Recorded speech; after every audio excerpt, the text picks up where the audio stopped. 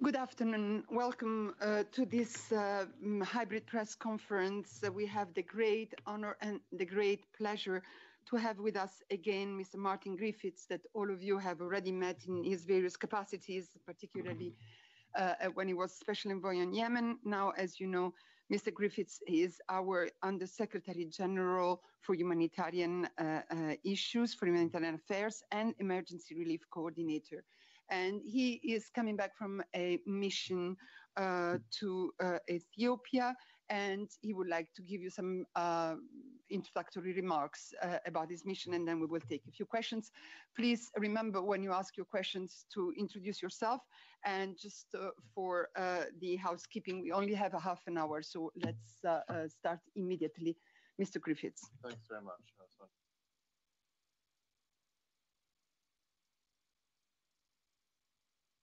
Red button. That's right. Obviously, yes. That's a... Now I'll start all over again. Yeah, okay. So thanks very much, Alessandra. Thank you all for being here and online. I'm very glad to have my first major press conference here in Geneva. This is a town which is close to my heart, and I hope to spend a great deal more time here in the future, even though I will, of course, be based in New York. So it's good to meet you again. And I know we've met, all of us, in the past on Yemen. I've been in the job about 2 weeks now as the Emergency Relief Coordinator. I have some background in this because I was in OCHA at the time of its birth, back when Sergio Vera de Mello was the first Emergency Relief Coordinator. I was his deputy. So it's something of a homecoming. It was very important for me to go very quickly to Ethiopia, and I want to obviously focus on that this morning. I've just come back yesterday, the day before yesterday. We spent about 6 days in Ethiopia, in Addis and in Tigray. We had meetings with senior government leaders, including the Prime Minister, the Deputy Prime Minister, who is also Foreign Minister, the Minister of Peace, and other officials. And it was important to meet them on arrival, and then when we came back from Tigray, because I wanted to make sure that we mutually understood the level of the problem that together we have to deal with in terms of delivering on the humanitarian program. And I want to give some details of that. So we had very constructive meetings. They, of course, told me that they were very keen to help on the difficult issue of delivery of assistance and on protection of civilians. I went to Tigray on a UN flight. We'd spent 2 days in the field, going around talking to IDPs, talking to women, talking to local teachers, health workers, looking at the looted and destroyed infrastructure that exists in Tigray, and the predicament and the tragedy of so many of the people that we met. My main conclusion from that was that the needs, which you will all have heard of, are by no means understated. By no means. These are real needs. The humanitarian system needs 100 trucks a day going into Tigray to meet the needs of the people. It is a phenomenal program in terms of size. And that is 100 trucks a day going in across the line into Tigray, where the Tigrayan authorities have remit. So that's the challenge, is making that pipeline work. At the moment, and during the period of my visit, and up until today, we have just seen 178 trucks which were stuck in Afar, the neighbouring region, waiting to go in, have crossed and have reached Mekelle in the last few days, not all at once, in the last few days. And I gather there's about another 40 waiting to get to their destination. But that is very good news for the agencies and the people of Tigray. But of course, it's 100 trucks a day is the target. 100 trucks every single day. My colleague, Ramiro Lopez da Silva, an exceptionally experienced, perhaps the most experienced United Nations official working as the World Food Programme envoy, experienced official on logistics and delivery, is there in Addis now. We overlapped, looking into how to make this work. Now, I had a lot of discussions, of course, with the local administrators in Tigray about what they need. And they need food, the harvest, which is recently being planted, is likely only to produce between a quarter and maximum a half of its likely production. So the need for food is going to go right through until next year. This is no small effort. They need a re-equipment of primary health centers. We saw hospitals and health centers destroyed, the equipment taken away. There are health workers, but there's no salaries. The WHO and UNICEF are working on how to re-equip at a basic level these centers, and much of the equipment coming in on these trucks that I mentioned will go to begin those needs. But we have a vaccination program for measles for the kids of Tigray, which is going to need to take place in 3 weeks. Nothing stops, and the equipment needs to be there. Vaccines, cold chain, and so on and so on. And just a word on protection. As one very, very experienced humanitarian worker for the United Nations said to us in Tigray, she said, this is a protection crisis. And we talked to many of the women who'd suffered terrible, terrible abuse and terrible treatment during the period of the recent months. We talked to, I spoke at some length to a man whose father was killed in front of his eyes, and the body was left for 6 days in the family compound before he was able to take it to bury his father, and the shock of it killed his mother. And that compound is still not rebuilt. So the scale of it is to be believed. Now, I won't go on too long about this, but what I want to say is that on going back, of course, then to Addis, I had some very constructive meetings, again, with the Prime Minister, the Deputy, and the Minister of Peace, the three key ministers in charge of this operation, along with the Commissioner. And I described this, and they all spoke constructively and solidly to me about their efforts to make this work, even in a time of war. But Ethiopia is going through a very high degree of rhetoric. Humanitarian officials and aid workers are being condemned in public and in social media. I think I've spoken on the record about this, and I spoke to those leaders that I mentioned, that any such criticisms need to stop. First of all, it threatens the lives of people who are there to help. And secondly, of course, it has an impact on the humanitarian delivery, and it is unacceptable. I think the USAID administrator made the same references in her visit in the last few days. And I was given assurances, again, we'll see, but I was given assurances by those ministers that this will not continue. And I said, look, if there are specific individuals that you have evidence about not pursuing a firm, neutral stance in the humanitarian delivery, tell us. Of course, we'll investigate. We've all heard of the suspension of 2 or 3 NGOs, and I just want to tell you that we're in discussion. I've been in discussion in Addis and since, and even this morning, with the Minister of Peace about those suspensions to try to get our way through that. I want to end this short point with 2 points. One, Ethiopia is not a stranger to the humanitarian needs. Even at present, up to 10 million, maybe a little more, of the Ethiopian population is in need of humanitarian assistance, and largely getting it because it's all over the country.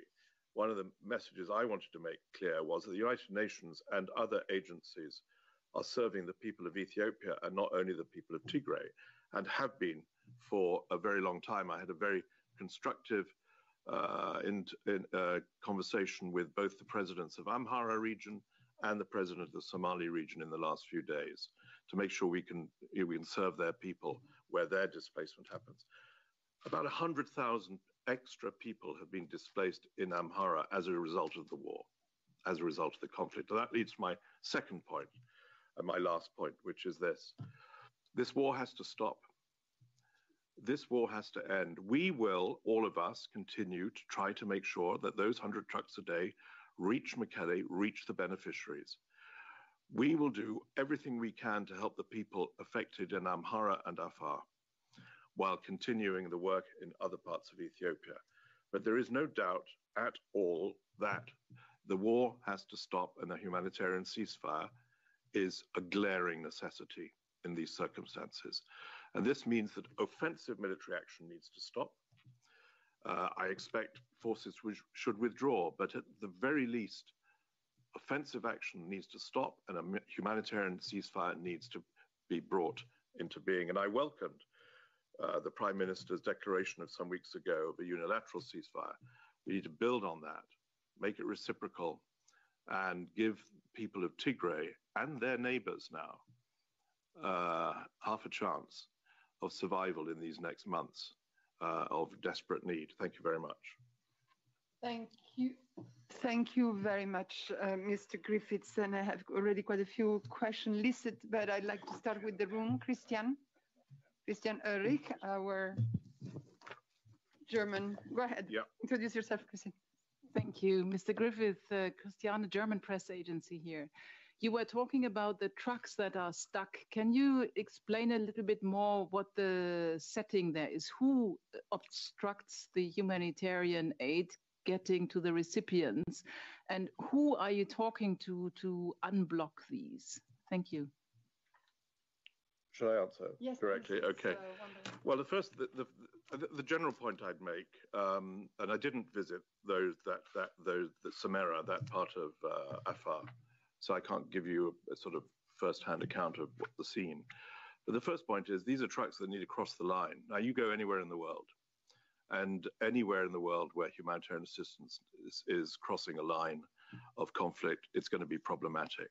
So, of course, there needs to be screening, there needs to be checking of all those trucks, and there are a number of checkpoints later on that they need to get through to make sure that they're not taking things which are not humanitarian. So that, I think that's the first issue that we need to address, and I don't think we should have any illusions about how difficult that is for the government of Ethiopia, for the humanitarian agencies. By the way, it's a difficult proposition. Then, of course, and we're doing something about this. There are local people in those areas who see those trucks going by and say, we have needs, and why aren't we being served? And so we're ramping up. The World Food Programme in the lead really is ramping up efforts to serve those people. And I know because in many of my discussions with Addis, the senior minister said to me, you need to serve those people and to demonstrate that you're serving Ethiopians and not simply one particular party or one particular set of people. Thank you. Thank you, Mr. Griffith. Nick Cumming-Bruce? Yeah, thank you. You say that a real need for all offensive action to stop. The ceasefire is only unilateral so far. Did you meet Tigrayan military commanders? I mean, they were on the BBC a few days ago saying that offensive action has to continue. And so what's your understanding about their approach at this point and their cooperation with your effort? Well, we have no official contact with Tigrayan military commanders, nor indeed their political leaders. We are, like you would imagine, Nick, as a humanitarian aid effort, in touch with local administrators, people running hospitals and so forth, because we need to work with them to get this, to get our aid to the best place and the highest priority. But we're not in the business of mediating between these two sides. So I, like you, have seen what has been said. We talk to many people who have those contacts so that we at least understand the context. And I would say this in sort of indirect answer to your question. As I say, the Prime Minister has this unilateral ceasefire. He repeated his commitment to it twice on the 2 occasions we met. And I have no reason to doubt that at all. For the Tigrayans, who are extending the war into the south and east, into Afar and Amhara, they need to take into account that without that ceasefire, we will try to get those 100 trucks in, and we'll do everything we can. But it's going to be easier for the Tigrayan people if the war will stop. So they also have an incentive to end their military activities. But I'm a humanitarian coordinator now, not a mediator. So I will keep my hands clean of such matters. Thank you. Thank you for the reminder. Yeah. Jamie? Mr. Griffiths, thank you. Jamie, Associated Press. I wanted to just follow up on that a little bit. I mean, what would I know you don't want to mediate, but at the same time, humanitarian requires a certain amount of coordination. I mean, and so, what more could you be doing in terms of getting in touch with the military commanders and in particular, what is your message to them about Amhara and Afar regions? I mean, the recent incursions there. What would you say to them directly? Can I? We're among friends, and it's all off the record, isn't it? Of course, none of this is going to be reported. It's very, very important. Lucky me. Now it's off. Yeah. Now it's on? Yeah. Okay, good. Okay. In a situation like this, Jamie, you know this, for humanitarian agencies who act between the two sides, it is of the highest importance that they don't get involved in any political activities or the kind that you're describing, which would lead the other side to say that you're siding with one or the other. We're already accused of that, which I referred to earlier.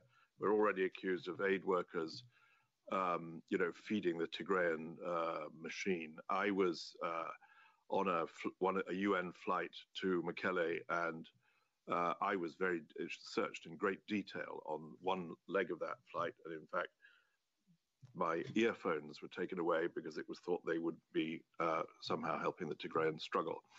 I have to say, by the way, that since then, the government has intervened to reduce considerably those searches, and we're also, and I welcome that, and also to have 2 more UN flights have taken place to Mekelle and back in the last day. So that's good news. But so we're not, as a humanitarians, we aren't going to get in the business of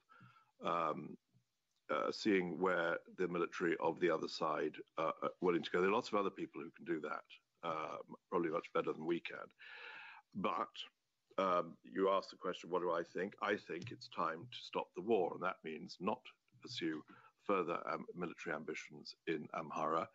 I noted that Samantha Power was quite clear on this, wasn't she? And she said that they should stop, and I think ideally withdraw to Tigray. And that I would say exactly the same thing.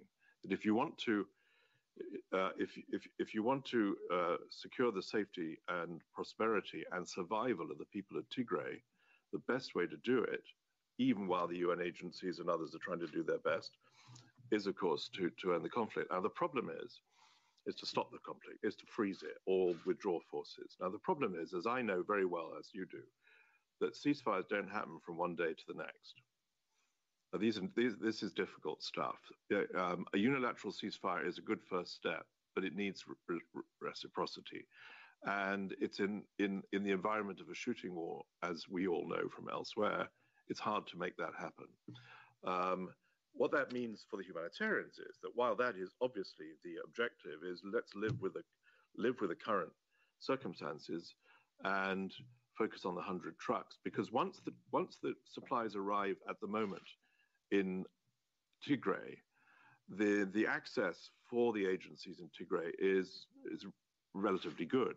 The frustration of agency, and I of course spent 2 days with them, national NGOs, international NGOs, and UN agencies, is that they have access, but they haven't had the supplies needed to actually exploit the access. So hopefully a little bit better today because of those 178 trucks, but a lot still to be done in an environment in Ethiopia, which is very, very, very fragile, I think I would say.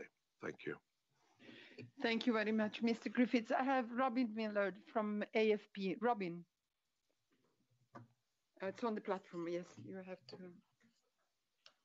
Thank you. If all the problems in getting trucks over the line, if they all melted away very quickly, are you ready to go? Do you have those 100 trucks a day ready to roll? And do you have the necessary aid to fill them? Thank you. That's a really good question, Robin. Thanks very much. And one which we spent quite a lot of time discussing.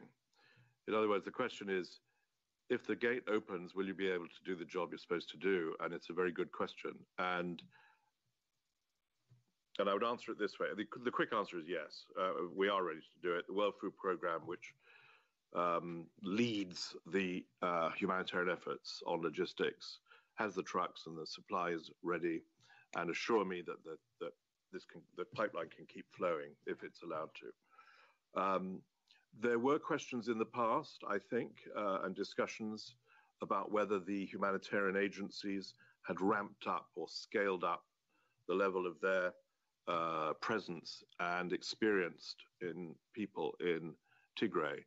And it was a big ask, but because to suddenly produce that operation out of nowhere and to get the right people in the right place meant that every single agency had to find those people who are scarce by their very nature and deploy them and get them to understand the situation and then get them to work together. And it took a bit of time, as you know. So we looked at that, and this is one of the purposes of my visit. And I can say that largely, Robin, the agencies are ready. They have experienced people in Mekelle, for example, just one example out of many. The head of the UNHCR operation in Tigray is their head of emergencies from Geneva. Like OCHA, we have also 120 staff around Ethiopia, a lot of them dealing with Tigray. We have also sent in people from the rest of our offices to help, very experienced people. So I think Tigray has the benefit of, on the whole, of experienced people who've seen something like this before. And I think, you know, I've had that experience myself, and I know enough to know that having seen something like this before is incredibly important when you're making judgments. It's also vitally important if you are to maintain, in very difficult circumstances, your careful, cool neutrality and impartiality. When you're seeing such terrible things in front of you, experience is the difference. It makes the difference, I think. And experienced leadership, in particular, is what agencies need and mostly have to make sure that our people do the right thing despite the stresses and frustrations that they have daily. Thank you. Thank you very much, Mr. Griffiths. Peter Kenny, for which outlet today? Yeah, hi. I'm asking my question for Anadolu Agency, Mr. Griffiths. I'm just trying to get the picture clear here. The UN does not have road access, which is being blocked by the Tigrayan forces, but how are you getting into Mekelle? Who is letting you into Mekelle? Thank you. Thanks, Peter, for the question. I think you misunderstood what I've been saying. Inside Tigray, because of the declaration by the Prime Minister some weeks ago of that unilateral ceasefire and the withdrawal of his forces, you will remember that what he did was he declared a unilateral ceasefire and he declared a withdrawal of Ethiopian National Defense Forces in order for humanitarian reasons, and in order, in particular, for example, he referenced the need for the planting of the harvest. So there is no, at the moment, and God knows, I hope it continues, conflict in large areas of southern, central, and eastern Tigray. Not all of Tigray, but those areas. So there is no impediment to agencies moving in those areas at the moment. The difficulty arises coming through from government-held areas. Afar is the proximate region, and our supplies crossing the line then into those Tigray areas not under current government control. That's the area where it requires daily detailed negotiation to make sure that these these supplies come through. And we also need a backup air service so that staff, for example, can rotate. The need for cash is very, very high indeed. But the banking system doesn't exist in Tigray. The same for telecommunications. We lack communications equipment, cash, communications equipment, basic services, if you like, are vitally important to get the humanitarian operation going. So, for example, as you probably know, to run convoys, you need communications equipment to manage convoys, and if you don't have it, you can't do it. So, the World Food Programme does have, and have just repaired their VSAT equipment, but many of the agencies don't have it. And it's important for safety and security of our staff. Without 24/7 comms, some of our staff, agency staff, particularly in the north of Tigray and Shire, could come under attack, and we'd be at a loss, at a disadvantage, excuse me, as to how to get them out safely. So comms equipment is not, it is for the functioning of the operation. Cash is essential to pay workers, to buy fuel, to pay humanitarian workers, to pay local services. And so the government has a provision to allow a certain amount of money to be taken in after procedures are satisfied, taken in physically in cash into Mekelle. And this tends to happen, of course, on the flights. But it's cumbersome for the government, it's cumbersome for us. So one of the things I was told by many is that even if you took a first step to switch on the cash, to switch on the banking system, not only would the agencies be better equipped, but many people I spoke to who'd put their savings, Tigrayans, right, members of the community and communities, left alone, who can't get access to the savings they have in their accounts because they can't get access to their accounts. It's very, very important that this happens. Very important for dignity and respect, as well as for survival. Thank you. Thank you very much, Mr. Griffiths. A last question from Ian Everman. Ian, for which media outlet, please? Yes, good afternoon. I write for several German language media. I was wondering, did you ask the Prime Minister to get full access for the aid convoys, full and unhindered access for the aid convoys? And if so, what was his response?